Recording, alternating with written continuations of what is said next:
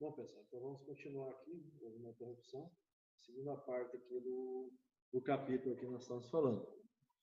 Então, a elite portuguesa não concordou com essa forma, né? Que era o critério dos alqueires de mandioca. Então, eles exigiram de Dom Pedro I uma intervenção nisso daí. Aconteceu um episódio que houve um espancamento do Davi Pamplona, que ele era considerado um revoltado contra as elites portuguesas e contra a própria política centralizadora do Dom Pedro I. Enfim, ele falava muito, criticava e acabou sendo agredido por oficiais portugueses. E, na verdade, nem era ele quem editava panfletos, né, contra, era outra pessoa, mas ele levou a culpa, porque ele é o que mais aparecia.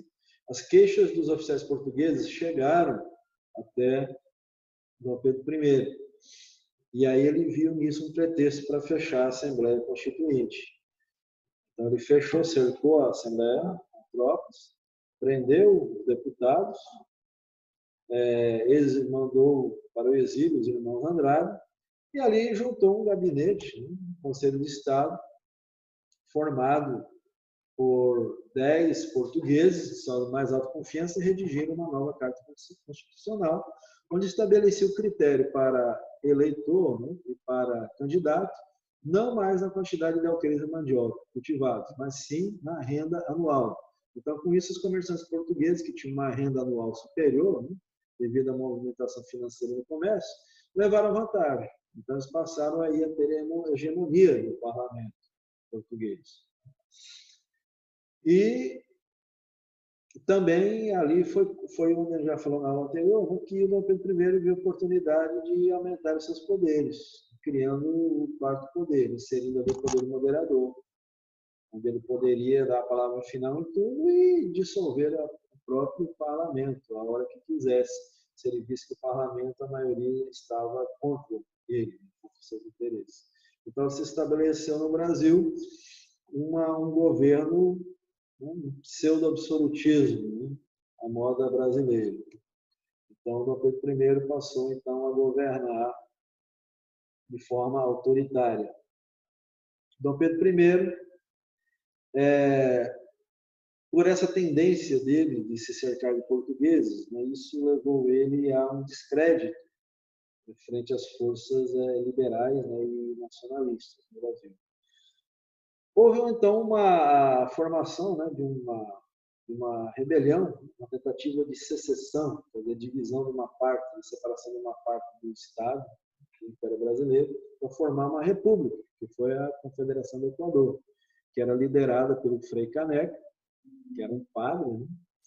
Na época os padres, os religiosos se envolviam na política, havia uma falta de intelectuais no Brasil, de pessoas capacitadas, e os membros do clero supriam essa falta de pessoas letradas, de pessoas esclarecidas. Então, elas eram eleitas, né, para cargos públicos, para cargos eletivos.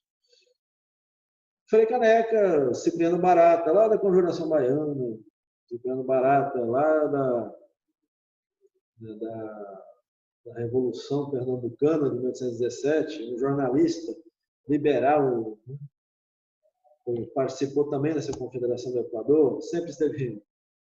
Ele viveu 76 anos e passou, acho que, uns 25 anos da vida dele na cadeia.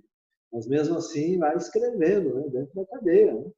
Ele tinha, né, acho que muitos amigos, né, enfim, ele nunca foi condenado, né, foi à morte. Né? Faleceu em 1836, aos 76 anos. E, assim, elevando, né, adiante a sua luta, né, pelos ideais liberais. Frei Caneca, quando a Confederação do Equador se organizou, eles foram até aos Estados Unidos, né, esses confederados, né, brasileiros, né, pediram apoio, né, e reconhecimento desse novo Estado, seria formado por Pernambuco, Paraíba, Rio Grande do Norte e Ceará. E aí lá eles conseguiram até o apoio, né, do Senado americano, conseguiram apoio, muita gente, né, porque eles eram antimonarquistas. Né. O Brasil era a única monarquia em toda a América. E conseguiram até comprar armas, encheram um navio de armas, mas quando chegaram perto do litoral brasileiro, foram advertidos, né, que a Revolução tinha acabado, e eles tiveram que retornar. Essas armas nunca chegaram a ser descarregadas no solo brasileiro. Isso é outra história. Frei Caneca fugiu para o Ceará quando as tropas de Dom Pedro I chegaram lá em Pernambuco, fugiu e organizou uma última defesa, né, para tentar, pelo menos ali o Ceará se tornar... Mas era uma luta já perdida, inútil. Frei Caneca foi preso, foi condenado por Dom Pedro I à morte por enforcamento. E ninguém queria enforcar um padre. Precisa dizer, nós vamos para o inferno se enforcar um padre. Mas ele vai ter que morrer. E alguém vai ter que matar ele. Executar a sentença. Então, em vez de enforcá-lo, eles o fuzilaram. Mas qual a diferença? Não é matar do mesmo jeito? À primeira vista é. Só que no enforcamento, tem um cara que vai lá e bota a corda no pescoço dele, puxa aquela alavanca do alçapão, e ele cai lá e fica lá, batendo. Tá? Aí tem uma pessoa que foi lá. Então cai aquela culpa, matei um religioso, um homem de Deus. Agora, no fuzilamento é diferente. Eles pegam uns 10 a 20 soldados, cada um entrega a sua arma, elas são carregadas com pólvora, né? 19, por exemplo, carregadas com pólvora, e uma só tem bala dentro, né, do cano, aquelas carregadas pelo cano. E aí, cada um vai, as armas são misturadas, né? Aquele que carregou as armas sabe que são todas iguais, né? Os padronizados. E aí, cada um vai lá e pega uma arma qualquer. E aí, se enfileira, daí é a ordem: preparar, apontar fogo. Todas elas disparam, mas só uma sai a bala que vai matar, né, o condenado. Então, como é que o cara vai saber que foi da arma dele que saiu a bala, que matou o Caneca? Né? E aí tem aquele desencargo de consciência. Pode ter sido qualquer um de nós, mas nada garante que fui eu. Entendeu? Não foi isso que aconteceu com o Caneca. Né? Por isso que se optou por aplicar a pena, né, através do fuzilamento, né, através do enforcamento. E aí acabou a história da Confederação do Equador. Mas continuavam os problemas. Continuavam os problemas. Aí vem outra guerra, 1825. Os uruguaios resolvem se tornar independentes do Brasil. A província Esplatina, né, que é o atual Uruguai, foi anexada ao Brasil por Dom João VI, ainda, né, em 1809. Em represália à invasão de Portugal por Napoleão, a Espanha. Você já sabe a história toda. A Espanha está sendo governada por José Bonaparte, irmão de Napoleão. Napoleão colocou lá. Então, a Cisplatina era uma província, né, era uma colônia espanhola. Então, Dom João VI mandou invadir em represália. Mandou invadir a Guiana Francesa também, em represália à invasão de Portugal. E os uruguaios, lá em 1925, receberam a visita, né, de um cara chamado Lavalejas, um argentino, que chegou lá e disse: rapaz, para que ficar obedecendo esses portugueses? Vamos ser tudo argentino. Vamos anexar Cisplatina à Argentina. Vocês já fazem comércio mais com a Argentina mesmo do que com o brasileiro? E aí os uruguaios lá, pô, você sabe que é uma boa ideia? Aí começou uma guerra, um movimento de rebeldia. Os uruguaios queriam se anexar à Argentina, não queriam mais ser brasileiros, queriam ser argentinos. A Argentina, nessa época, já era uma nação independente, há 4 anos. 4 anos, há 9 anos, praticamente. Então, Dom Pedro I mandou tropas para lá. Com que dinheiro? Com dinheiro dos ingleses, né? Logicamente. Com dinheiro dos ingleses, emprestado pelos ingleses, que também venderam as armas. Né? Aí, o banqueiro prestava o dinheiro que o banqueiro prestava, compravam armas dos industriais, né? Da indústria bélica inglesa. Né? A rotação ali, né? De capitais, né? Rodando, circulando, né? Imensa, né? Fomentando a economia britânica. Tanto industrial quanto bancário, financeiro. E aí, foram 3 anos de guerra. 1825 e 1828, o Brasil perdeu lá uns 20 mil soldados. E a guerra não dava em nada. O Brasil ganhava uma batalha, perdia outra, ganhava uma, perdia duas, enfim. E Dom Pedro I nem sequer ia lá levantar a moral dos soldados, ficava no Rio de Janeiro, lá despachando ordens. E os soldados não tinham nenhum ânimo para continuar nessa guerra, enfim. E essa guerra estava, mas Dom Pedro I continuava mandando soldados, né, enfim. Até que a Inglaterra se viu prejudicada com isso. A Inglaterra, pô, seguinte, esses financiamentos e venda de armas que estão saindo para o Brasil não estão compensando os prejuízos que estamos tendo com o bloqueio do comércio ali no Rio da Prata, né? Ali entre o Uruguai e a Argentina. Né? Está atrapalhando nossos negócios isso daí. Então aí a Inglaterra resolveu intervir politicamente. E aí foi uma mediadora ali. Disse, ó, o seguinte, vamos agradar também o Brasil, né? Propôs o seguinte, Inglaterra. A Inglaterra tinha força imensa. Propôs o seguinte, o Uruguai, a Cisplatina, não vai ser nem da Argentina nem do Brasil, vai ser um país independente. Aí a província Cisplatina passou a se chamar República do Uruguai. E aí, em 1829, se tornou um país independente, como é até hoje. E aí, Dom Pedro I, a moral dele caiu lá embaixo. O desgaste dele perante o exército, os mandos e desmandos dele, o total despreparo para comandar, para organizar, para estimular as tropas. Isso enfraqueceu a imagem dele perante o exército, perante os portugueses também, que tanto bajulavam. Então, ali, depois, aí já se juntando com o fato da Confederação do Equador também, que enfraqueceu também. Porque, queira, mesmo ele tendo ganho, mas ali demonstrou, né, um risco de fragmentação política no Brasil, por pessoas que realmente não concordavam, né, com essa história toda, né, desse governo absolutista. A Confederação do Equador também é um dos fatos que fez os confederados a perderem, né, o Plecaneco, Paes de Andrade, os outros lá, foi o fato de que os latifundiários, né, ficaram com medo, porque muitos desses liberais lá pregavam a libertação dos escravos, eles não queriam a libertação dos escravos, eles saíram do movimento, enfraqueceu lá o movimento, como eu falei anteriormente, da Confederação do Equador.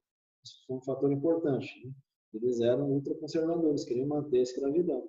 Queriam um governo liberal, mas preferiam mais permanecer com o sistema escravocrata. Né? Enfraqueceu lá o movimento. Né? Só para reiterar, ok? Para não fechar esse assunto. Como não bastasse, em 1826, né, já havia falecido lá o Dom João VI. E aí o trono de Portugal ficou vago. E Dom Pedro I, agora, em vez de se preocupar com os assuntos nacionais, inclusive com a Guerra de Cisplatina, estava mais preocupado com a sucessão do trono de Portugal. Caramba, o cara não tinha foco, minha gente. Em vez de ele focar aqui em governar o Brasil, ele estava preocupado agora também em querer ser rei de Portugal. Ele queria agora ser rei de Portugal e imperador do Brasil. Né? Pelo amor de Deus. E muitos diziam que ele preferia até ser rei de Portugal do que imperador do Brasil. Aí começou a enfraquecer também a imagem dele. Entendeu? E aí houve a tentativa dele, né, de arrumar isso tudo. Ele casou a filha dele, Maria da Glória, de 12 anos, imagina, né, com o próprio tio, Dom Miguel. Uma coisa, né, naquele tempo havia essas alianças, né, que para a gente parecem incestuosas e tudo, mas naquela época entre as monarquias era uma coisa usual. Maria da Glória seria rainha, né? Assumiria o trono, mas como ela era menor de idade, só poderia aos 18 anos lá, né, poder assumir o trono. Enquanto isso, Dom Miguel, seu esposo e tio, seria, né, o regente de Portugal, seria o príncipe regente.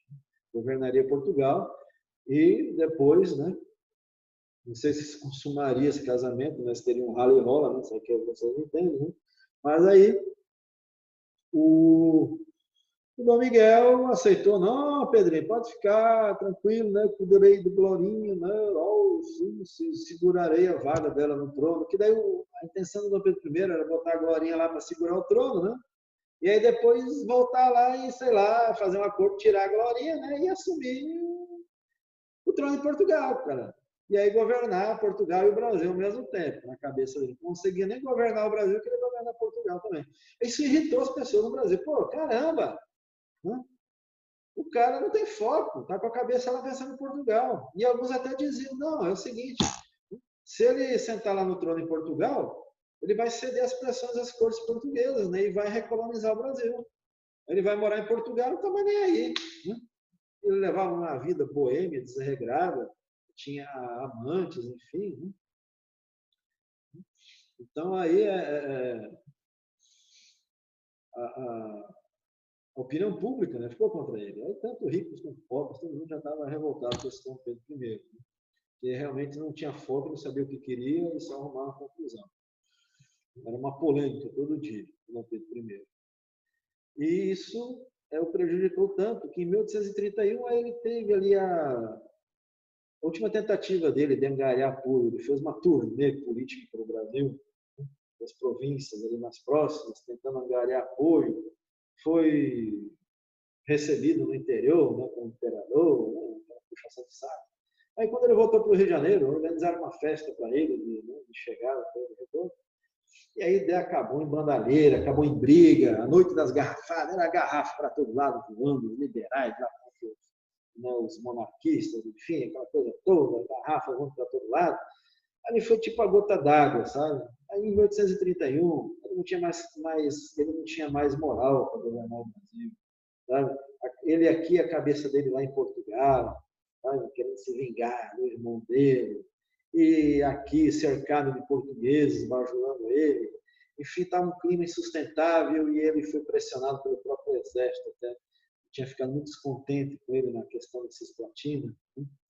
E aí ele acabou abdicando para não ser preso e fuzilado, digamos assim. Ele resolveu abdicar e daí voltou para Portugal, para a terrinha dele lá, faleceu 3 anos depois, né? No ostracismo lá, enfim, né? E deixou aqui no Brasil o seu filho, né? O outro Pedro, né? Filho de Alcântara também, né? E veio se tornar Dom Pedro II, com 5 anos de idade. E aí conversam os governos regenciais, né? Porque só poderia assumir o trono aos 18 anos. Aí é outra história. No outro capítulo a gente vai, né? Terminar esse assunto aqui, né? A gente vai continuar, aliás, né, abordando o assunto do Brasil inteiro. Né? Certo, pessoal? Ok? Então, façam, eu vou liberar na plataforma praticando e façam os exercícios também complementares, né? E o praticando. Né? Certo, pessoal? Valeu. Até mais.